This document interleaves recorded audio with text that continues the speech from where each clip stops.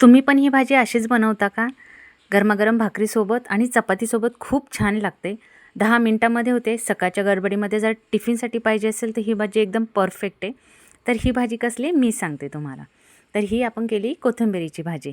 तर त्याच्यासाठी कोथिंबीर स्वच्छ धुवून घ्यायची, त्याच्यानंतर बारीक कट करून घ्यायची, लसूण टाकायचा, आवडीप्रमाणे मिरच्या टाकायच्या आणि वाटून घ्यायचं. तेल टाकायचं, त्याच्यामध्ये जिरे आणि मोहरी टाकायची आणि आपण वाटून घेतलेलं लसूण आणि मिरची टाकून घ्यायची, फोडणी द्यायची. कापून घेतलेली कोथिंबीर आहे तीही टाकून द्यायची आणि आता तिला छान असं मिक्स करून घ्यायचं.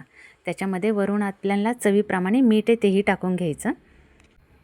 चांगली मिक्स करून घ्यायची आणि आता इकडे शेंगदाणे ते बारीक कूट करून घ्यायचं आणि इथं भाजीला आपल्याला वाफ देऊन घ्यायची. 5 मिनिटाची वाफ झाली की शेंगदाण्याचा कूट मिक्स करून घ्यायचा.